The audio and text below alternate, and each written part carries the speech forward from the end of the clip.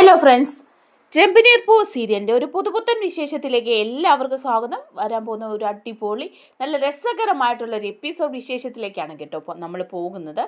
എന്താണെന്ന് വെച്ചാൽ നമ്മുടെ ശ്രുതി ആദ്യം ഒന്ന് ഗർഭിണിയായിട്ടുള്ളതാണെന്നുള്ള വിവരം രേവതി എല്ലാവരോടും പറയുന്നുണ്ട് കേട്ടോ. വർഷയോട് പറഞ്ഞ് വർഷ ശ്രീകാന്തിനോട് പറഞ്ഞ് ശ്രീകാന്ത് അത് സച്ചിയോട് പറയും, സച്ചി രവിയോട് പറയും, രവി അത് ചന്ദ്രയോട് പറയും, ചന്ദ്ര നമ്മുടെ ശ്രുതിയോട് അത് ചോദ്യം ചെയ്യുകയൊക്കെ ചെയ്യുന്നുണ്ട്.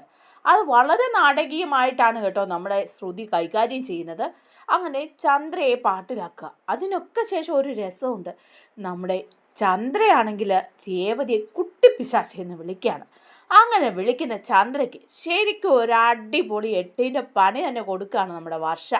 ആ വിശേഷങ്ങളിലേക്കാണ് നമ്മൾ പോകുന്നത്. നമ്മുടെ വീഡിയോ ഇഷ്ടമായാലൊന്ന് ലൈക്ക് ചെയ്യണേ, ചാനൽ കൂടി ഒന്ന് സബ്സ്ക്രൈബ് ചെയ്ത് സപ്പോർട്ട് ചെയ്യണേ. അങ്ങനെ ശ്രുതിയെ ചോദ്യം ചെയ്യാണ് കേട്ടോ ചന്ദ്ര ചോദിക്കുന്നുണ്ട്, ശ്രുതി നീ സത്യം പറ, നീ ഇതിനു മുമ്പ് ഒന്ന് ഗർഭിണിയായിട്ടുള്ളതാണോ എന്ന്.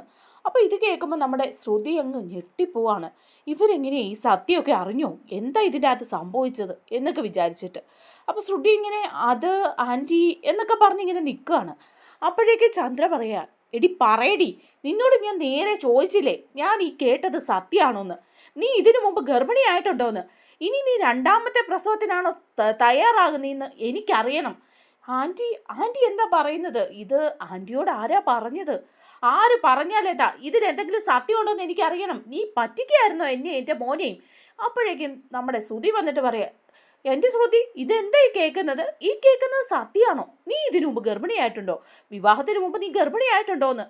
അപ്പോൾ നമ്മുടെ ശ്രുതി ഇങ്ങനെ അന്തം വിട്ട് നിൽക്കുന്ന പോലെ ഭാവിക്കുക. ഇതൊക്കെ കേട്ടോണ്ട് നിൽക്കുന്നുണ്ട് കേട്ടോ നമ്മുടെ സച്ചിയും രേവതിയും ശ്രീകാന്തും വർഷയും ഒക്കെ എല്ലാവരും ഇങ്ങനെ ആകാംക്ഷയോടെ നിൽക്കുകയാണ് കേട്ടോ. പരസ്പരം ഇങ്ങനെ നോക്കുന്നുണ്ട്. നമ്മുടെ രേവതിയാണെങ്കിൽ വർഷയെ നോക്കുക, ഞാൻ ഇവളോടല്ലേ പറഞ്ഞത്, ഇവളിത് പിന്നെ ആരോട് പറഞ്ഞിട്ടുണ്ടാവും. അപ്പോൾ വർഷയാണെങ്കിൽ ശ്രീകാന്തിനെ നോക്കുന്നുണ്ട്, ആരോടും പറയരുതെന്ന് ഞാൻ പറഞ്ഞതല്ലേ, എന്നിട്ട് എങ്ങനെയാണ് ഇതിപ്പോൾ ആൻറ്റിയോട് അറിഞ്ഞത്. അപ്പം ശ്രീകാന്ത് പറയാം, ഞാൻ സച്ചിയോട് മാത്രമേ പറഞ്ഞിട്ടുള്ളൂ. അങ്ങനെ എല്ലാവരും പരസ്പരം ഇങ്ങനെ നോക്കി പേടിച്ച് വിറച്ച് നിൽക്കുക. ചന്ദ്രയാണെങ്കിൽ അങ്ങ് ഉറഞ്ഞു തുള്ളുകയാണ് ശ്രുതിയുടെ നേരെ. ശ്രുതി പേടിച്ച് ഇങ്ങനെ നിൽക്കുക. അപ്പോഴേക്കും ചന്ദ്ര ചോദിക്കുക, എടി നീ വിവാഹത്തിന് മുമ്പ് എന്നെ എൻ്റെ മോനെ പറ്റിച്ചോന്ന്, ഞാൻ നിന്നെ ഒരുപാട് സ്നേഹിച്ചു, നിന്നെ എൻ്റെ മോന് വിവാഹം കഴിച്ചു കൊടുത്തത് ഞാൻ കണ്ടുപിടിച്ച പെണ്ണാണ് നീ, അതുകൊണ്ട് ഞാനിത് നേരത്തെ അറിഞ്ഞു, നീ വീട്ടിലുള്ളവർക്ക് അറിയണം, നീ എന്താ പറയുന്നത്, നീ ഗർഭിണിയായിരുന്നു പറയടി കള്ളി എന്നൊക്കെ പറഞ്ഞ് ചന്ദ്ര അങ്ങോട്ട് ശ്രുതിയുടെ നേരെ ചാടിക്കയറുമ്പോൾ ശ്രുതി പേടിച്ച് പോവാ. ഇവരിതൊക്കെ എങ്ങനെ അറിഞ്ഞു എന്നുള്ള കാര്യം ശ്രുതി പെട്ടെന്ന് പറയാണ്, മാറി അങ്ങ് നിന്നിട്ട് പറയാ, ആൻറ്റി സത്യമാണ്, ആൻറ്റി കേട്ടത് സത്യമാണ് എന്ന് പറയുമ്പോൾ ചന്ദ്ര ചീറ്റി അടിച്ച് വരിക. എന്താ ഞാൻ കേട്ടത് സത്യമാണോ, അപ്പം നീ ഇതിനു മുമ്പൊന്ന് ഗർഭിണിയായിട്ടുണ്ടല്ലേ, നീ പ്രസവിച്ചതാണോടി, നിന്റെ കുഞ്ഞെവിടെ എന്നൊക്കെ ഇങ്ങനെ ചന്ദ്ര ചോദിക്കുമ്പം ഉടനെ പൊട്ടിക്കരഞ്ഞുകൊണ്ട് ഭയങ്കര ഒരു അഭിനയം തന്നെ കാഴ്ചവെക്കുക നമ്മുടെ ശ്രുതി. എന്നിട്ട് പറയാം, അയ്യോ ആൻറ്റി എന്താ ആൻറ്റി പറയുന്നത്, എന്താ നിങ്ങൾ പറയുന്നത്, ഞാൻ പ്രസവിച്ചതാണോന്നോ, വേറെ കുട്ടിയുണ്ടെന്നോ, വിവാഹത്തിന് മുമ്പ് ഗർഭിണിയായെന്നോ, എന്തൊക്കെയാ ഈ പറയുന്നത്. അപ്പം ചന്ദ്ര പറയാം, ഇതൊക്കെ തന്നെയല്ലേ ഞാൻ നിന്നോട് ചോദിച്ചത്, ഇപ്പം നീ എന്തിനാടി കള്ളി ഈ നാടകം അഭിനയിക്കുന്നത്, സത്യം തുറന്നു പറയടി ശ്രുതി. അപ്പോൾ ശ്രുതി പറയാം, എൻ്റെ പൊന്നാൻറ്റി ഞാൻ പറയാം, ഞാൻ നേരത്തെ ഗർഭിണിയായെന്നുള്ളത് സത്യം തന്നെയാണ്, അത് ഞാൻ നുണയെന്ന് പറഞ്ഞില്ലല്ലോ, പിന്നെ പറയടി, എന്നിട്ടാ കുഞ്ഞെവിടെ, കുഞ്ഞോ അത്. അപ്പോൾ ശ്രുതി ഉടനെ ചോദിക്കുക, അതെ സത്യം പറ ശ്രുതി, എന്താ നീ പറയുന്നത്, നീ എന്നെ പറ്റിക്കുകയായിരുന്നോ. അപ്പോഴേക്കും ശ്രുതി പറയാം, ഇല്ല ശ്രുതി, ഞാൻ നിങ്ങളെ ആരെയും പറ്റിച്ചിട്ടില്ല, ഒരു കണക്ക് പറഞ്ഞാൽ ഞാനൊരു ചെറിയ തെറ്റ് ചെയ്തിട്ടുണ്ട്, നിങ്ങളെല്ലാവരും എന്നോട് ക്ഷമിക്കണം. അപ്പോഴേക്കും ഉടനെ ചന്ദ്ര പറയാം, എന്താടി തെറ്റ് ചെയ്തിട്ട് ഇനി ക്ഷമിക്കണോ വേണ്ടിയെന്ന് ഞങ്ങൾ തീരുമാനിക്കാം, നീ കാര്യം പറയടി. അത് ആൻറ്റി, ഞാൻ ഒരു കാര്യം നിങ്ങളിതിൽ നിന്നൊക്കെ മറച്ചു വെച്ചു, ഞാൻ ഇതിനു മുമ്പൊന്ന് പ്രഗ്നൻ്റ് ആയിരുന്നു, എന്നിട്ട് എടി നീ പ്രഗ്നൻ്റ് ആയിരുന്നോ, എന്നിട്ട് നിങ്ങൾ ആരെ അറിയിച്ചില്ലെന്നേ ഉള്ളൂ, ആ കുഞ്ഞ് അബോട്ടായി പോയി, അതുകൊണ്ടാണ് ഞാൻ പറയാതിരുന്നത്, അതിന് ഞാൻ ഹോസ്പിറ്റലിൽ ട്രീറ്റ്മെൻറ്റും എടുത്തിരുന്നു. അന്നേരം ചന്ദ്ര ചോദിക്കുക, അതപ്പോൾ ആരുടെ കുഞ്ഞാ, വിവാഹത്തിന് മുമ്പുള്ള കുഞ്ഞാണോടി. അല്ല, അത് സുധിയുടെ കുഞ്ഞ് തന്നെയാ. അങ്ങനെ ഒരു കുഞ്ഞ് വയറ്റിലുണ്ടെന്നും അത് നഷ്ടപ്പെട്ടു പോയെന്നും ഒക്കെ അറിഞ്ഞു കഴിഞ്ഞാൽ ആൻറ്റിക്കും സുധിക്കും എല്ലാവർക്കും വിഷമാവില്ലേ? ഒരു കുഞ്ഞിക്കാല് കാണാൻ വേണ്ടി ആൻറ്റി അങ്കിളും ഒക്കെ കാത്തിരിക്കല്ലേ? അപ്പോൾ അങ്ങനെ ഒരു സംഭവം ഉണ്ടായാൽ അത് നിങ്ങളെ എല്ലാം വിഷമിപ്പിക്കുന്ന കാര്യമല്ലേ? അതുകൊണ്ടാണ് ഞാനത് മറച്ചു വെച്ചത്. നിങ്ങളാരും വിഷമിക്കേണ്ടതോന്നോർത്ത് ഞാൻ മറച്ചു വെച്ചതാ. അല്ലാതെ നിങ്ങൾ വിചാരിക്കുന്ന പോലെ വിവാഹത്തിന് മുമ്പ് ഞാൻ ഗർഭിണിയൊന്നും ആയിട്ടില്ല. അങ്ങനെയൊക്കെ പറയാൻ ആൻറ്റിക്ക് എങ്ങനെ തോന്നി? എൻ്റെ മുഖത്ത് നോക്കി എല്ലാവരും നോക്കി നിൽക്കുന്ന കണ്ടില്ലേ? ഇവരൊക്കെ തെറ്റിദ്ധരിച്ചിട്ടുണ്ടാവില്ലേ? ആരാ ഇതൊക്കെ പറഞ്ഞുണ്ടാക്കിയത്? ഞാൻ അങ്ങനെ എന്തെങ്കിലും ചെയ്യുമോ? അങ്ങനെയൊക്കെ ഒരു കാര്യം ഉണ്ടായിട്ട് പോലും നിങ്ങളെ ഒന്നും വിഷമിപ്പിക്കേണ്ടെന്ന് വെച്ച് ഇരുന്നത് എൻ്റെ തെറ്റാ. സുധി, എന്നോട് ക്ഷമിക്കണം സുധി എന്നൊക്കെ പറഞ്ഞ് ഭയങ്കര അഭിനയം കാഴ്ചവെക്കുക ശ്രുതി. അപ്പോൾ ചന്ദ്ര പറയാ, അങ്ങനെയാണോ മോളെ? അപ്പോൾ സുധിയുടെ കുഞ്ഞ് തന്നെയായിരുന്നു അത്? അതേ ആൻറ്റി, സുധിയുടെ കുഞ്ഞായിരുന്നു. അപ്പോഴേക്കും ഉടനെ ചന്ദ്ര പറയാം, എന്നിട്ട് മോളെ നീ എന്താ അത് പറയാതിരുന്നത്? നീ അതിവിടെ പറയേണ്ടതല്ലേ? അങ്ങനെയൊന്നും സംഭവിച്ചെങ്കിലും നീ ഞങ്ങളോട് പറയണ്ടേ? നിനക്ക് വേണ്ട ചികിത്സകളും എല്ലാം ഞങ്ങൾ നൽകിയല്ലേ? ഇതിപ്പോൾ അറിയാതെ എൻ്റെ മോൾ എന്തുമാത്രം വിഷമിച്ചു. ഞങ്ങളോടിത് പറയേണ്ടതല്ലായിരുന്നോ മോളെ? അതാൻറ്റി, നിങ്ങളെ ആരും വിഷമിപ്പിക്കണ്ടെന്ന് വെച്ചാൽ ഞാനതങ്ങ് മറച്ചു വെച്ചത്.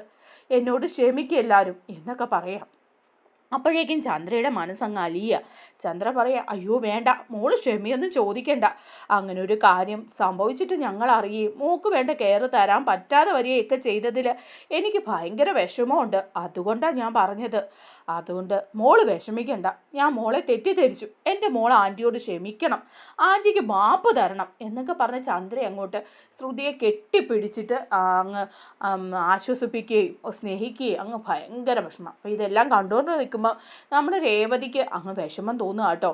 ഏതായാലും പറഞ്ഞു പോയത് തെറ്റായോ, ഇനിയിപ്പോൾ തെറ്റായോ എന്നൊക്കെ വിചാരിച്ചിട്ട് രേവതി ഇങ്ങനെ നിൽക്കുകയാണ്. എല്ലാവരും ഇങ്ങനെ അന്തം വിട്ട് നിൽക്കുമ്പം ഉടനെ നമ്മുടെ ചന്ദ്ര ചീറ്റിപ്പാഞ്ഞ് വന്നിട്ട് ചോദിക്കുക, ഇതാരാ ഈ അനാവശ്യം പറഞ്ഞുണ്ടാക്കിയത്? ശ്രുതി ഇതിനു മുമ്പ് ഗർഭിണിയായിരുന്നെന്ന് ഇവിടെ ആരാ പറഞ്ഞത്? ഇങ്ങനെ കുടുംബം കലക്കാൻ വേണ്ടി ഇവിടെ ആരാ ഇത് ചെയ്തത്? എന്നിട്ട് രവിയുടെ അടുത്തേക്ക് എന്നിട്ട് ചന്ദ്ര ചോദിക്കുക, നിങ്ങളോട് ഇത് ആരാ പറഞ്ഞത്? ഈ വേണ്ടാതീനൊക്കെ മോളെക്കുറിച്ച് നിങ്ങളോട് ആരാ പറഞ്ഞതെന്ന്. അപ്പം രവി പറയാ, അത് എന്നോട് പറഞ്ഞത് സച്ചിയാ എന്ന് പറയുമ്പോൾ സച്ചിയുടെ അടുത്തേക്ക് ചെല്ലുക. എടാ സച്ചി, നിന്നോട് ആരാടാ പറഞ്ഞത്? നീ എന്തിനാടാ ഈ ഇല്ലാ കാര്യങ്ങളൊക്കെ പറയുന്നത്? അല്ലെങ്കിലും ശ്രുതിയും സന്തോഷമായിട്ട് ജീവിക്കുന്ന അവന് ഇഷ്ടമില്ല. അതുകൊണ്ട് അവൻ ഓരോ കള്ളത്തരങ്ങൾ പറഞ്ഞുണ്ടാക്കിയതാ കുടുംബം തകർക്കാനായിട്ട്. അപ്പോൾ സച്ചി പറയാ, എന്നോട് പറഞ്ഞത് ശ്രീകാന്താണെന്ന് പറയാ. അപ്പോൾ ശ്രീകാന്തിനോട് ചോദിക്കുക ഉടനെ തന്നെ, ശ്രീകാന്തേ, നീ എന്ത് കണ്ടിട്ടാണ് ഇത് പറഞ്ഞത്? നിന്നോട് ആരാടാ ഈ വിവരം പറഞ്ഞത്? ആരാ ഇവിടുത്തെ കുടുംബ കലക്കിന്ന് അറിയണമല്ലോ എന്ന് ചന്ദ്ര പറയുമ്പോൾ ശ്രീകാന്ത് പറയേ, എന്നോട് പറഞ്ഞത് വർഷയാ. വർഷേ, നീയും തുടങ്ങിയ പരദൂഷണ. അപ്പോൾ വർഷ പറയാ, ഞാൻ പറഞ്ഞത് അറിയാവുന്ന ഒരു കേന്ദ്രത്തിൽ നിന്ന് തന്നെ അറിഞ്ഞിട്ടാ നമ്മുടെ രേവതി ചേച്ചിയാണ് എന്നോട് പറഞ്ഞത്. രേവതി ചേച്ചി അങ്ങനെ നുണയൊന്നും പറയില്ല. അപ്പോഴേക്കും ഉടനെ അവിടെ നിന്നുകൊണ്ട് ശ്രുതി പറയാം, അപ്പം ഞാൻ നുണ പറഞ്ഞെന്നാണോ നിങ്ങൾ പറയുന്നത്? രേവതി പറഞ്ഞത് സത്യവും ഞാൻ പറഞ്ഞത് നുണയും അല്ലേ? രേവതി ആയിരിക്കും ഇത് പറഞ്ഞതെന്ന് എനിക്ക് അല്ലെങ്കിലും അറിയായിരുന്നു. അപ്പോഴേക്കും ചന്ദ്ര അങ്ങോട്ട് രേവതിയുടെ നേരെ, എനിക്ക് തോന്നി ഇവൾ തന്നെയാണ് പറയുന്നതെന്ന്. ഇവളല്ലാതെ ആരും ഇല്ല ഈ വീട്ടിൽ കുടുംബം കലയ്ക്ക്. ഇവക്കല്ലെങ്കിൽ അസൂയയും കുശുമ്പും ശ്രുതിമോളോട്. അതിന് വേണ്ടിയിട്ട് അവരൊരു കള്ളക്കഥ ചമച്ചോണ്ട് വന്ന് ഇവിടെ പ്രശ്നങ്ങൾ ഉണ്ടാക്കുന്നു. എവിടെ നിന്നാടി നീ അറിഞ്ഞത് ഇതൊക്കെ? നിന്നോട് ആരാടി ഇതൊക്കെ പറഞ്ഞത്? സത്യം പറയടി രേവതി എന്നൊക്കെ ചൊറിഞ്ഞ് ചന്ദ്ര അങ്ങോട്ട് രേവതിയുടെ നേരെ പാഞ്ഞടുക്കുക. അപ്പോൾ രേവതി പറയാ, അത് ഞാൻ ഹോസ്പിറ്റലിൽ നിന്ന് അറിഞ്ഞതാ. ഹോസ്പിറ്റലിൽ പൂ കൊടുക്കാൻ പോയപ്പം ഹോസ്പിറ്റലുകാരനാ നിന്നെ വിളിച്ചിട്ട് പറഞ്ഞോ ശ്രുതിയുടെ കാര്യം? അല്ല, ശ്രുതിയെ അവിടെ കണ്ടപ്പം ഇങ്ങനെ അന്വേഷിച്ചപ്പം നീ എന്തിനാ അത് അന്വേഷിക്കാൻ പോകുന്നത് എന്നൊക്കെ ചോദിച്ച് ചന്ദ്ര ദേഷ്യപ്പെടും. ശ്രുതി അങ്ങോട്ട് ചാടി വീഴാണ് നമ്മുടെ രേവതിയുടെ നേരെ. രേവതി എന്തിനാ ഞങ്ങളുടെ പേഴ്സണൽ ലൈഫിലൊക്കെ ഇടപെടുന്നത്? അതെന്തിനാണ് അന്വേഷിക്കുന്നത്? ഞാൻ പ്രഗ്നൻ്റ് ആയോ ഇല്ലയോ എന്നൊക്കെ രേവതിക്ക് എന്ന് അറിഞ്ഞിട്ട് എന്താ കാര്യം? ഇതൊക്കെ ഇപ്പം കിടപ്പ് മുറിയിൽ ഒളിച്ചു നോക്കുന്ന പോലെ തന്നെയാ. അത്രയ്ക്ക് നാണം കെട്ട ഏർപ്പാടല്ലേ രേവതി ചെയ്യുന്നത്? ഇനി മേല എൻ്റെ പേഴ്സണൽ കാര്യങ്ങളിൽ രേവതി ഇടപെടാൻ നിൽക്കണ്ട എന്ന് പറയാണ്. അപ്പോൾ ചന്ദ്രൻ പറയാ, ശരിയാ, നീ ഇനി ഒരിക്കലും ശ്രുതിയെക്കുറിച്ച് അന്വേഷിക്കാനും ശ്രുതിയുടെ കാര്യങ്ങൾ തിരക്കാനും ഒന്നും പോകണ്ട കേട്ടോ എന്ന് പറഞ്ഞ് രേവതിയെ നല്ല കണ്ണു പൊട്ടുന്ന ചീത്തയൊക്കെ പറഞ്ഞ് വിടുകയാണ്. അപ്പോഴേക്കും രേവതിക്ക് പാവം ഭയങ്കര വിഷമാവുക. രേവതി അവിടെ നിന്ന് ഇങ്ങനെ കരയുമ്പോഴേക്കും അങ്ങോട്ട് സച്ചി വരിക. സച്ചി ചോദിക്കുന്നുണ്ട്, എന്തിനാ നീ കരയുന്നത്? അപ്പം രേവതി പറയാണ്, കേട്ടില്ലേ അമ്മ എൻ്റെ നേരെ ദേഷ്യപ്പെട്ടത്? ഞാൻ അവിടെ ഹോസ്പിറ്റലിൽ വെച്ച് അറിഞ്ഞ കാര്യമാണ്. അതറിഞ്ഞപ്പോൾ തൊട്ട് എൻ്റെ മനസ്സിന് വല്ലാത്തൊരു വിഷമമായിരുന്നു. അതുകൊണ്ടാണ് ഞാനത് വർഷയോട് പറഞ്ഞത്. വർഷയാണെങ്കിൽ അത് ശ്രീകാന്തിനോട് പറഞ്ഞു. അതങ്ങനെ അമ്മയുടെ ചെവിയിൽ എത്തിയില്ലേ? അതുകൊണ്ടല്ലേ ഇപ്പം ഈ പ്രശ്നം ഉണ്ടായതെന്ന് പറയാം. അപ്പം ഉടനെ സച്ചി പറയാം, നീ എന്തിനാ ഇതൊക്കെ വർഷയോട് പറയാൻ പോയത്? അത് നിന്റെ മനസ്സിൽ കിടന്നോളുമല്ലായിരുന്നോ എന്ന് ചോദിക്കുക. അപ്പോൾ രേവതി പറയാം, എൻ്റെ മനസ്സിന് ഒരു സമാധാനം കിട്ടാതെ ഞാനിങ്ങനെ ടെൻഷൻ അടിച്ച് നടന്നപ്പോഴേക്കും വർഷ എന്താന്ന് ചോദിച്ചപ്പം മനസ്സിൻ്റെ ഒരു ആശ്വാസത്തിന് വേണ്ടിയാണ് ഞാൻ വർഷയോട് പറഞ്ഞത്. അപ്പോൾ സച്ചി പറയാം, ദേ ഇനി ഒരു കാര്യം ഞാൻ പറഞ്ഞേക്കാം, ഇതൊന്നും പോകണ്ട, നമ്മൾ ശ്രുതിയുടെ കാര്യങ്ങളൊന്നും അന്വേഷിക്കാൻ പോകണ്ടെന്ന് പറയാം. അപ്പോൾ രേവതി പറയാം, അത് സച്ചിയേട്ടാ, ശ്രുതിയുടെ കാര്യത്തിൽ എന്തോ കള്ളത്തരം ഫീൽ ചെയ്യുന്നില്ലേ? ശ്രുതി എന്നിട്ട് ഇങ്ങനെ ഒരു സംഭവം ഉണ്ടായിട്ട് ആരോടും ഒന്നും പറഞ്ഞില്ലല്ലോ. ഇങ്ങനെ ഒരു കാര്യം ഉണ്ടാവുമ്പം വീട്ടിലുള്ളവരോട് ഇത് പറയണ്ടേ? ഇല്ലെങ്കിൽ ശ്രുതിയോടെങ്കിലും പറയണ്ടേ? എന്നിട്ട് പറഞ്ഞോ? അപ്പോഴേക്കും സച്ചി പറയാം, അത് പിന്നെ നിനക്കറിയാമല്ലേ, പാർലർ അമ്മായിക്ക് കള്ളത്തരമുള്ളെന്നുള്ള കാര്യം നിനക്കറിയാമല്ലേ? അങ്ങനെ കള്ളത്തരമുള്ളവർ ആരോടെങ്കിലും എന്തെങ്കിലും പറയോ? അവർ തനി ഫ്രോഡാന്ന് ഞാൻ പലപ്പോഴും പറഞ്ഞിട്ടില്ലേ? ആ പോട്ടെ, ഇനിയിപ്പം നമുക്ക് അവരുടെ കാര്യമൊന്നും അന്വേഷിക്കാൻ നിൽക്കണ്ട. അത് ചെകഞ്ഞെടുക്കാനും നീ പോകണ്ട കേട്ടോ. അതുകൊണ്ടാണ് ഞാൻ പറഞ്ഞത് എന്ന് പറയുമ്പോൾ രേവതി പറയാം, ഇല്ല, ഞാൻ ഇനി അങ്ങനെ ഒരു കാര്യത്തിന് പോവില്ല എന്ന് പറയുകയാണ്. അതേതാ സമയം ശ്രുതിയാണ് റൂമിൽ ചെന്നിട്ട് അങ്ങ് ഇരുന്ന് ആലോചിക്കുക. ടെൻഷനാണ്. എല്ലാവരും അറിയോ? ഇത്രയൊക്കെ അറിഞ്ഞില്ലേ രേവതി, ഇനി ബാക്കി കൂടി അറിയോ എന്നുള്ള ടെൻഷൻ. അപ്പോൾ ശ്രുതി ചെന്നിട്ട് ചോദിക്കുക, എന്താ മോളെ ശ്രുതി നീ വിഷമിച്ചിരിക്കുന്നത്? അപ്പോൾ ശ്രുതി പറയുന്നുണ്ട്, ശ്രുതിയെ, അത് ഇന്നുണ്ടായ സംഭവം കേട്ടില്ലേ, ആ രേവതി ഇങ്ങനെയുള്ള പ്രശ്നം ഉണ്ടാക്കിയത്. ഞാൻ ശ്രുതിയോട് ഇത് പറയാതിരുന്നതിന് ശ്രുതിക്ക് നല്ല വിഷമമുണ്ടല്ലേ എന്ന് ചോദിക്കുക. അപ്പോൾ ശ്രുതി പറയാം, എനിക്ക് വിഷമമൊന്നുമില്ല, എനിക്ക് നല്ല സന്തോഷമേ ഉള്ളെന്ന് പറയാം. അപ്പോൾ ശ്രുതി ചോദിക്കുന്നുണ്ട്, അതെന്താ ശ്രുതിക്ക് ഇതുകൊണ്ട് ഇത്ര സന്തോഷം? അതെന്താന്ന് വെച്ചാൽ അത് നമ്മുടെ കുഞ്ഞല്ലേ. ഇപ്പം എത്ര മാസമായി കാണും ശ്രുതി നീ പ്രഗ്നൻ്റ് ആയിട്ട്? അപ്പോൾ ശ്രുതി പറയാം, ഒരു 4-5 മാസമായിട്ടുണ്ട്. അപ്പോൾ ശ്രുതി പറയാം, ആഹാ, ഇപ്പം നമ്മുടെ കുഞ്ഞുണ്ടായിരുന്നെങ്കിൽ പുറത്തു വരാറായേനെ അല്ലേ? നമ്മൾ അതിനു വേണ്ടി എന്തെല്ലാം കാര്യങ്ങൾ ചെയ്തേരെ. അവനെ പഠിപ്പിക്കാനും അവന് സ്കൂളിൽ ചേർക്കാനും അങ്ങനെയുള്ള കാര്യങ്ങളെക്കുറിച്ചൊക്കെ നമ്മൾ ചിന്തിച്ചേനെ. എന്തായാലും ഞാനൊരു അച്ഛനായില്ലേ എന്ന് പറയുമ്പം നമ്മുടെ ശ്രുതിക്കൊരു വിഷമമുണ്ട് കേട്ടോ. ശ്രുതിയെ പച്ചയ്ക്ക് പറ്റിക്കുകയാണല്ലോ എന്ന് ഓർക്കുമ്പോൾ. അന്നേരം ശ്രുതി പറയാം, ആ ശരിയാ ശ്രുതി എന്ന് പറയുമ്പം ശ്രുതി പറയാം, അത്രയും ഓർക്കുമ്പം എനിക്ക് സന്തോഷമുണ്ട്. അങ്ങനെ സംഭവിച്ചു. കുഞ്ഞില്ലെങ്കിലും നമ്മൾ അച്ഛനും അമ്മയൊക്കെ ആയില്ലേ. അവനുണ്ടായിരുന്നെങ്കിൽ ഇപ്പം നമുക്ക് അവനെ വളർത്തി ഒക്കെ ചെയ്യുന്ന കാര്യങ്ങളെക്കുറിച്ചിട്ടൊക്കെ പ്ലാൻ ചെയ്യായിരുന്നു അല്ലേ ശ്രുതി? അതിൻ്റെ ഒരു സന്തോഷം എൻ്റെ മനസ്സിലുണ്ടെന്ന് പറയുമ്പോൾ ശ്രുതി പറയാം, ശ്രുതി എന്നോട് ക്ഷമിക്കണം, ഞാൻ ഈ പറയാതിരുന്നത് തെറ്റായിപ്പോയി, എനിക്ക് മാപ്പ് തരണം എന്നൊക്കെ പറയാം. അപ്പോൾ ശ്രുതി പറയാം, ഏയ് അങ്ങനെയൊന്നും വേണ്ട, വിഷമിക്കൊന്നും വേണ്ട ശ്രുതി എന്നൊക്കെ പറയുകയാണ് കേട്ടോ. അതേസമയം നമ്മുടെ രേവതി പിറ്റേ ദിവസം പൂവൊക്കെ ആയിട്ട് പോവാണ്. പോകുമ്പോൾ രേവതിക്ക് ആകെ വിഷമാവുകയാണ് കേട്ടോ. രേവതിയാണെ ഹോസ്പിറ്റലിൽ പൂ കൊടുത്തിട്ട് അവിടെ ചെന്നിട്ട് ദേവുവിനെ വിളിക്കുക. ദേവു നീ ഇങ്ങോട്ട് വന്നേ, ഒരു കാര്യം പറയാനുണ്ടെന്ന് പറയാം. അപ്പോൾ ദേവു ചോദിക്കുന്നുണ്ട്, എന്താ? അത് ഒരു കാര്യം പറയാനുണ്ട്. അപ്പം ദേവു പറയാം, വാ ചേച്ചി നമുക്ക് ക്യാൻറ്റീനിൽ പോയി ചായ കുടിച്ചിട്ട് പറയാമെന്ന് പറഞ്ഞ് രേവതിയെ കൂട്ടിക്കൊണ്ട് ക്യാൻറ്റീനിൽ പോവാം. അവിടെ പോയിട്ട് ചായയൊക്കെ വാങ്ങി കുടിക്കുക രണ്ടുപേരും. അപ്പോൾ രേവതി പറയുന്നുണ്ട്, അത് ശ്രുതിയുടെ കാര്യം നമ്മൾ പറഞ്ഞില്ലേ, അത് പറയണ്ടായിരുന്നു, അന്വേഷിക്കണ്ടായിരുന്നു. ശ്രുതി ഗർഭിണിയായിട്ടുണ്ട്, പക്ഷെ അത് ശ്രുതിയുടെ കുഞ്ഞ് തന്നെയാണ്, അത് അബോട്ടായി പോയതാന്ന് പറഞ്ഞു എന്ന് പറയുമ്പം ദേവു പറയാണ്, ഞാനിവിടുന്ന് അറിഞ്ഞ കാര്യമല്ലേ പറഞ്ഞത്, അത് അങ്ങനെ തന്നെയാണെന്ന് രേവതി ചേച്ചിക്ക് എന്താ വിശ്വാസം? വിവാഹത്തിന് മുമ്പുള്ളതായി കൂടെ? ഞാൻ ഒന്നുകൂടി അന്വേഷിക്കട്ടെ എന്ന് ദേവു ചോദിക്കുക. അപ്പം രേവതി പറയുന്നുണ്ട്, വേണ്ട വേണ്ട, നീ ഇനി ഈ കാര്യം അന്വേഷിക്കാനേ പോകണ്ട, ശ്രുതിയെക്കുറിച്ച് ചിന്തിക്കാനും ശ്രുതി ഇവിടെ വന്ന കാര്യങ്ങൾ നോക്കാനും ഒന്നും പോകണ്ട. എനിക്ക് നല്ല ചീത്ത ഇന്നലെ കേട്ടു, എനിക്കും അങ്ങ് വിഷമമായിപ്പോയി. ശ്രുതിക്ക് കുഞ്ഞുണ്ടായിട്ട് അത് അബോട്ടായി പോയതല്ലേ, നല്ല വിഷമം തോന്നി എനിക്ക്. അങ്ങനെയൊന്നും പറയേണ്ടിയിരുന്നില്ലായിരുന്നു, ഇതൊരു വിഷയമാക്കി എടുക്കേണ്ടിയിരുന്നില്ലായിരുന്നു എന്നൊക്കെ രേവതി പറയുക. അപ്പോൾ ദേവ് പറയുന്നുണ്ട്, ഇല്ല ഇനി ഞാനൊന്നും അന്വേഷിക്കാനൊന്നും ഞാൻ പോവില്ല ചേച്ചി എന്ന് പറയാം. അങ്ങനെ യാത്ര പറഞ്ഞ് രേവതി അവിടുന്ന് പോവുക. അതേസമയം നമ്മുടെ ദേവുവിനെ വന്ന് വിളിക്കുകയാണ് കേട്ടോ. അങ്ങോട്ട് വിളിക്കുന്നുണ്ട്, HR മാനേജർ വിളിക്കുന്നുണ്ട് കുട്ടിയെ എന്ന് പറയാം. HR മാനേജറോ? അതെന്തിനായിരിക്കും എന്നെ വിളിക്കുന്നത് എന്ന് വിചാരിക്കുക. എന്നിട്ട് ഓടിച്ചെന്നിട്ട് HR മാനേജറിനോട് ചോദിക്കുന്നുണ്ട്, സാർ എന്തിനാ വിളിച്ചത് എന്ന് ചോദിക്കുക. അപ്പോൾ പുള്ളി ചോദിക്കുന്നുണ്ട്, താൻ എന്തിനാ വന്നത്, താൻ എന്തിനാ ഇവിടെ വന്നത്? അപ്പോഴേക്കും ദേവ് പറയാം, ഞാൻ ജോലി ചെയ്യാൻ, ഞാൻ ഇവിടെയല്ലേ സാറേ ജോലി ചെയ്യുന്നത്, സാറ് വിളിപ്പിച്ചിട്ടല്ലേ ഞാൻ വന്നത്, എന്താ സാറേ വിളിച്ചത്? അപ്പോഴേക്കും അയാൾ പറയാണ്, എന്താ വിളിച്ചതെന്നോ അറിയണോ? താനിവിടെ ജോലി ചെയ്യാൻ വന്നെങ്കിൽ ജോലി ചെയ്യണം, മറ്റുള്ളവരുടെ പേഴ്സണൽ കാര്യങ്ങളും ഡീറ്റെയിൽസും ഒന്നും ഹോസ്പിറ്റലിൽ നിന്ന് കൊടുക്കേണ്ട കാര്യമില്ല.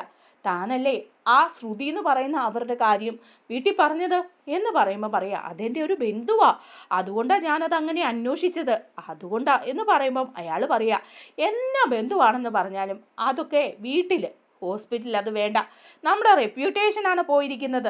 ആ ശ്രുതി എന്ന് പറയുന്ന പെൺകുട്ടി പരാതി കൊടുത്തിട്ടുണ്ട്, ഇവിടുന്ന് ഡീറ്റെയിൽസ് ചോർന്നു പോയി എന്ന് പറഞ്ഞത്. തനിക്കിതിൻ്റെ ആവശ്യമുണ്ടോ? താൻ വർക്ക് ചെയ്യുന്നത് അക്കൗണ്ട്സ് ഡിപ്പാർട്ട്മെൻറ്റിലല്ലേ, പിന്നെ എന്തിനാണ് ഇങ്ങനെയുള്ള കാര്യങ്ങൾ അന്വേഷിക്കുന്നത്?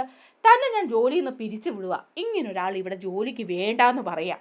അപ്പം ഉടനെ തന്നെ നമ്മുടെ ദേവു കരഞ്ഞു പറയും, അയ്യോ സാറേ അങ്ങനെ പിരിച്ചു വിടല്ലേ, ഞാൻ അങ്ങനെയൊന്നും ഉദ്ദേശിച്ചല്ല ചെയ്തത്, ഞാൻ ഇനി ഒരിക്കലും മറ്റുള്ളവരുടെ പേഴ്സണൽ കാര്യങ്ങളൊന്നും അന്വേഷിക്കില്ല, ഞാൻ മര്യാദയ്ക്ക് ജോലി ചെയ്തോളാം സാറേ, വീട്ടിൽ ഭയങ്കര ബുദ്ധിമുട്ടാണ്. അപ്പോൾ അയാൾ പറയാം, ആ അങ്ങനെയൊക്കെ പാവപ്പെട്ട വീട്ടിലെ കുട്ടിയാണല്ലോ എന്നൊക്കെ വിചാരിച്ചിട്ടാണ് ഇവിടെ ജോലി തന്നത്, എന്നിട്ടിപ്പം ഇങ്ങനെയുള്ള പണിയൊക്കെ കാണിക്കുകയാണെങ്കിൽ ഇവിടെ നിൽക്കാൻ പറ്റുമെന്ന് പ്രതീക്ഷിക്കേണ്ട കേട്ടോ. അപ്പോൾ പിന്നെയും ദേവു കെഞ്ചുക. അപ്പോഴേക്കും അയാൾ പറയാം, എന്നാൽ ശരി, ഈ ഒരു മാസത്തെ സാലറി പകുതിയേ കിട്ടത്തുള്ളൂ എന്ന് പറയുമ്പം ദേവ് വീണ്ടും പറയാം, അയ്യോ സാറേ പകുതി സാലറി തന്നാൽ അതെങ്ങനെയാണ് സാറേ ശരിയാവുന്നത്, സാർ അങ്ങനെയൊന്നും ചെയ്യല്ലേ എന്ന് പറയുമ്പോൾ പറയാം, അല്ലെങ്കിൽ താൻ ജോലി നിർത്തിയിട്ട് പോയിക്കോ, അല്ലെങ്കിൽ പകുതി സാലറി വാങ്ങിച്ച് ഇവിടെ ചെയ്യണം, താൻ ചെയ്ത തെറ്റിന് ഇതേ ഉള്ളൂ പരിഹാരം എന്ന് പറയുക. അപ്പോൾ ദേവ് പറയാം, ശരി പകുതി സാലറി മതി, ഞാൻ വർക്ക് ചെയ്തോളാം, ഇനി ഇങ്ങനെയുള്ള കാര്യങ്ങളൊന്നും ഞാൻ ഇടപെടില്ല എന്ന് ഉറപ്പും കൊടുക്കുകയാണ് കേട്ടോ. അങ്ങനെ അതിനൊക്കെ ശേഷമാണ് രേവതി പോകുമ്പം കുറേ മാല കെട്ടുന്ന ചേച്ചിമാർ ചോദിക്കുന്നുണ്ട്, രേവതി ഇന്ന് ഞങ്ങളുടെ കൂടെ മാല കെട്ടാൻ നീ വരുന്നോ വൈകിട്ട്? ഒരുപാട് സംഭവങ്ങൾ മാല കെട്ടാനുണ്ട്, അതുകൊണ്ട് ഒരു 3-4 പേര് വേണം, അതുകൊണ്ട് നിന്നെ കൂടെ വിളിക്കാമെന്ന് വെച്ചതാന്ന് പറയാം. അപ്പോൾ രേവതി പറയാം, അയ്യോ ചേച്ചി എനിക്കിന്ന് വരാൻ പറ്റില്ലല്ലോ, സച്ചിയേട്ടൻ ഇന്ന് ഉണ്ണാനൊക്കെ വരും വൈകിട്ട്, അപ്പോൾ ഭക്ഷണമൊക്കെ ഉണ്ടാക്കി കൊടുക്കണം, വീട്ടിൽ ആരുമില്ല, അപ്പോൾ പിന്നെ ഞാനെങ്ങനെയാണ് വരിക എന്നൊക്കെ പറയുമ്പോൾ അവർ പറയാം, ആ എന്നാൽ നീ വരണ്ട, നീ അവിടെ നിന്നു, നീ നിൻ്റെ ഭർത്താവിന് ഭക്ഷണമൊക്കെ ഉണ്ടാക്കി കൊടുത്ത് ഇങ്ങനെ അങ്ങ് നിന്നോ, ഞങ്ങൾ മാല കെട്ടിക്കോളാം, വേറെ ആരെങ്കിലും കിട്ടുമോയെന്ന് നോക്കിക്കോളാം എന്നും പറഞ്ഞ് അവർ പോവാം. അതേസമയം സച്ചി വിളിച്ചിട്ട് പറയുന്നുണ്ട് കേട്ടോ, ഞാൻ ഇന്ന് വരികയില്ല, രാത്രിയിലൊരു ഓട്ടോ ഉണ്ട്, കുറച്ച് ലേറ്റായിട്ടേ വരുവുള്ളൂ. അപ്പോൾ രേവതിക്ക് ഭയങ്കര വിഷമാവുക. രേവതി ചോദിക്കുക, അപ്പോൾ എങ്ങനെയാണ് സച്ചി ഏട്ടാ, എവിടുന്നാണ് ഫുഡ് കഴിക്കുന്നത്, എപ്പോഴാണ് വരുന്നത്, എവിടെയാണ് ഉറങ്ങുന്നത് എന്നൊക്കെ സച്ചിയോട് ഒരു 100 ചോദ്യങ്ങൾ ചോദിക്കുക. അപ്പോൾ സച്ചി അതിനൊക്കെ മറുപടി പറയുന്നുണ്ട്. അത് കഴിഞ്ഞ് ഈ മാല കെട്ടുന്ന ചേച്ചിമാരെ വിളിച്ചിട്ട് രേവതി പറയുകയാണേ, ഇന്ന് സച്ചിയേട്ടൻ വരികയല്ല, അതുകൊണ്ട് ഞാനും വരാം മാല കെട്ടാനെന്ന് പറയുമ്പോൾ അവർ പറയാം, വേണ്ട നീ വരണ്ട, നീ രാവിലെ നിൻ്റെ ഭർത്താവ് വരുമ്പോഴേ ഫുഡൊക്കെ ഉണ്ടാക്കി കൊടുത്ത് അവിടെ ഇരുന്നു, ഞങ്ങൾ വേറെ ആളെ വിളിച്ചതിന് പകരം എന്ന് പറയുകയാണ്. അങ്ങനെ രേവതി അന്ന് വീട്ടിൽ പതിവ് പോലെ സച്ചി വരുന്നൊന്നും ഇല്ലാത്തത് കൊണ്ട് ഒറ്റയ്ക്കാണ് കേട്ടോ. അതേസമയം നമ്മുടെ വർഷ വീട്ടിലേക്ക് എത്തിയിട്ട് വിളിക്കുകയാണ് ശ്രീകാന്തിനെ. അപ്പോൾ ശ്രീകാന്ത് പറയുന്നുണ്ട്, അയ്യോ ഞാനിന്ന് ലേറ്റായിട്ടേ വരുള്ളൂ വർഷേ. അപ്പോൾ വർഷ പറയുന്നുണ്ട്, നമുക്ക് ഡിന്നർ ഇന്ന് പുറത്തുനിന്ന് കഴിക്കാമെന്ന് പറയാം. അപ്പോൾ ശ്രീകാന്ത് പറയുന്നുണ്ട്, ഞാൻ ലേറ്റായിട്ടേ വരുള്ളൂ. അതെന്താ ശ്രീകാന്തേ ഇപ്പം ഇങ്ങനെ പറയുന്നത്, ഇന്ന് വൈകിട്ട് പുറത്ത് പോകാമെന്ന് പറഞ്ഞതല്ലേ, എന്നിട്ട് ഇനി ലേറ്റായിട്ടേ വരുവുള്ളൂ എന്ന്? വൈകിട്ടൊരു പാർട്ടിയുണ്ട്, അപ്പോൾ അതിൻ്റെ ഫുഡൊക്കെ ഉണ്ടാക്കണം, അതുകൊണ്ടാണെന്നൊക്കെ പറയുക ശ്രീകാന്ത്. അപ്പോൾ വർഷ പറയാം, ആ അതുകൊണ്ടാണെങ്കിൽ ഞാൻ വാതിലൊന്നും തുറന്നു തരത്തില്ല, ഞാൻ കയറി കിടന്ന് നന്നായിട്ട് ഉറങ്ങും, വീടിൻ്റെ വെളിയിൽ കിടന്ന് ഉറങ്ങിയാൽ മതി എന്ന് പറയുക. അപ്പോൾ ശ്രീകാന്ത് വിചാരിക്കുക, ദൈവമേ ഇവള് വാതിൽ തുറന്നു തരാതെ ഉറങ്ങിയാൽ ഞാൻ വെളിയിൽ കിടക്കേണ്ടി വരുമല്ലോ, എന്തായാലും രേവതി ചേച്ചിയെ വിളിച്ച് പറയാം, രേവതി ചേച്ചി വാതിൽ തുറന്നു തരുമല്ലോ എന്ന് പറഞ്ഞ് രേവതിയെ വിളിച്ചിട്ട് പറയുക ശ്രീകാന്ത്, വർഷ എന്നോട് പിണക്കാം കേട്ടോ, അതുകൊണ്ട് അവൾ ഡോറ് തുറന്ന് തരില്ലെന്നാണ് പറഞ്ഞേ, രേവതി ചേച്ചി വാതിലൊന്ന് തുറന്നു തരണേ, ഞാൻ ലേറ്റായിട്ടേ വരുവുള്ളേ. അപ്പോൾ രേവതി പറയാം, അതിനെന്താ ഞാൻ തുറന്നു തരാമല്ലോ, സച്ചി എണ്ണ ഇന്ന് വരില്ലെന്ന് പറഞ്ഞിട്ടുണ്ട്, ഞാൻ തുറന്നോളാം, നീ ഇവിടെ വരുമ്പോൾ എന്നെ വിളിച്ചാൽ മതി ശ്രീകാന്ത് എന്ന് പറയുകയാണ്. അങ്ങനെ നിൽക്കുമ്പോഴേക്കുമാണ് കേട്ടോ നമ്മുടെ വർഷ വന്നിട്ട് രേവതിയോട് വർത്താനമൊക്കെ പറയുമ്പോൾ രേവതി ചോദിക്കുക, അതെന്താ ശ്രീകാന്തും വർഷയും കൂടെ പിണക്കാണോ? ശ്രീകാന്ത് എന്നെ വിളിച്ചിരുന്നു, ലേറ്റായിട്ടേ വരുള്ളൂ, ഡോറ് തുറന്നു കൊടുക്കണം, വർഷ തുറന്നു കൊടുക്കില്ലെന്ന് പറഞ്ഞെന്നൊക്കെ ഇങ്ങനെ സംസാരിക്കുമ്പോൾ പറയാം, ആഹാ അപ്പോൾ ഇന്ന് സച്ചിയേട്ടനും വരില്ല, ശ്രീകാന്തും വരികയല്ല, ലേറ്റ് ആവും, അപ്പോൾ നമുക്കൊരു പടം കണ്ടാലോ, എൻ്റെ ടാബിൽ നല്ലൊരു പടം കിടപ്പുണ്ട്, അത് നമുക്കൊന്ന് കണ്ടാലോ? അപ്പോൾ രേവതി പറയും, ഓ വേണ്ട വർഷേ, എനിക്ക് സിനിമ കാണുന്നൊന്നും വലിയ താല്പര്യമില്ല. അപ്പോൾ വർഷ പറയുകയാണെ, ഒരു പ്രേത പടമാണ്, അത് കാണാൻ നമുക്ക് നല്ല രസമാണെന്ന് പറയാം. അപ്പോഴേക്കും വർഷ പറയാം എനിക്ക് വർഷയോട് രേവതി പറയാം എനിക്ക് പ്രേതപ്പടമൊക്കെ ഭയങ്കര പേടിയാന്ന് പറയുകയാണേ.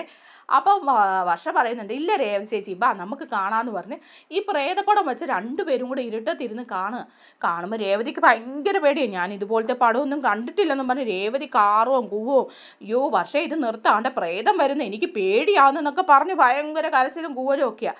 അപ്പോഴേക്കും അങ്ങോട്ട് എണീറ്റ് വരികയാണ് നമ്മുടെ ചന്ദ്ര. എന്നിട്ട് ചോദിക്കുക എടി രേവതി ഈ പാതിരാത്രി കിടന്ന് നീ കാറും കൂവും ഒക്കെ ചെയ്യുന്ന എന്താടി മനുഷ്യനെ കിടത്തി ഓർക്കത്തില്ലേ? അപ്പോഴേക്കും രേവതി പറയാം അതമ്മേ ഞങ്ങളൊരു പ്രേതപ്പടം കണ്ടതാ അതുകൊണ്ടാന്ന് പറയാ. പ്രേതപ്പടം കാണാൻ പറ്റിയ സാധനം നീ തന്നെ ഒരു കുട്ടി പിശാചല്ലേ, പിന്നെ നീ എന്തിനാ പ്രേതപ്പടം കാണുന്നത്? പ്രേതപ്പടം കാണുന്നു കിടന്ന് ഉറങ്ങാനുള്ളതിന് നാശം എന്നൊക്കെ പറയുമ്പോൾ വർഷ ചോദിക്കുക ആൻറ്റിക്ക് പ്രേതത്തിനെ പേടിയില്ലേ? അപ്പം ഉടനെ പറയുക ചന്ദ്ര എനിക്കൊരു പേടിയില്ല, എനിക്ക് ഇത്രയും പ്രായമായില്ലേ, നിന്നെപ്പോലെയൊക്കെയാണ് പ്രേതം, എനിക്കൊരു പേടിയില്ല എന്ന് പറഞ്ഞ് പോവുക കേട്ടോ. അപ്പം നമ്മുടെ വർഷ തീരുമാനിക്കുകയാണെ എങ്ങനെയെങ്കിലും ആൻറ്റിയെ പ്രേതത്തെ കൊണ്ടൊന്ന് പേടിപ്പിക്കണമല്ലോ എന്ന് വിചാരിക്കുക. അപ്പം രേവതി പറയുന്നുണ്ട് വേണ്ട വർഷേ അങ്ങനൊന്നും ചെയ്യണ്ട അമ്മ പേടിച്ചു പോവും. അങ്ങനെ വർഷ റെക്കോർഡ് ചെയ്ത സൗണ്ടൊക്കെ എടുത്തിട്ട് പ്രേതം കൂന്ന പോലെയുള്ള സൗണ്ടും ഒക്കെ അങ്ങ് ഉറക്ക വയ്ക്കുക. അപ്പം രേവതി പറയുന്നുണ്ട് അയ്യോ വേണ്ട ഇത് പ്രശ്നമാവും എന്ന് പറയുക. അതേസമയം ഈ ഒച്ചയൊക്കെ കേൾക്കുമ്പം നമ്മുടെ ചന്ദ്ര പേടിച്ച് ഉറക്കത്തി എണീക്കുക പ്രേതം എന്ന് പറഞ്ഞ്. എന്നിട്ട് ചിരിക്കുന്നതും പാട്ട് പാടുന്നതും ചന്ദ്രേ ചന്ദ്രേ എന്നിങ്ങനെ പ്രേതം വിളിക്കുന്ന സൗണ്ടൊക്കെ അങ്ങ് ഉണ്ടാക്കുകയാണ് നമ്മുടെ വർഷയാണെങ്കിൽ നന്നായിട്ട് സൗണ്ട് ചെയ്യുമല്ലോ. അങ്ങനെ മൊത്തത്തിൽ ചന്ദ്ര പേടിച്ച് വിറച്ച് എണീറ്റ് വരിക. അപ്പോൾ രവി ചോദിക്കുന്നുണ്ട് എന്താ ചന്ദ്രൻ നീ രാത്രി എണീറ്റ് കിടക്കുകയാണോ, നീ രാത്രിയിൽ കിടന്ന് ചിരിക്കുകയാണോ എന്നൊക്കെ ചോദിക്കുക. അപ്പോൾ ചന്ദ്ര ആലോചിക്കുക ഞാനിതൊന്നും ചെയ്യുന്നില്ലല്ലോ ഇതെന്താ പ്രേതമാണോ എന്നൊക്കെ വിചാരിച്ച് പേടിച്ച് വിറച്ചിറങ്ങി വരുവാണ് ചന്ദ്ര. അങ്ങനെ നല്ല രീതിയിൽ പേടിപ്പിച്ച് വിറച്ച് എല്ലാം ലൈറ്റൊക്കെ കെടുത്തിയും ഒക്കെ ചന്ദ്രയെ നന്നായിട്ട് പേടിപ്പിക്കുക കേട്ടോ നമ്മുടെ വർഷ. നമ്മുടെ വീഡിയോ ഇഷ്ടമായാൽ ഒന്ന് ലൈക്ക് ചെയ്യണേ, ചാനൽ കൂടി ഒന്ന് സബ്സ്ക്രൈബ് ചെയ്ത് സപ്പോർട്ട് ചെയ്യണേ.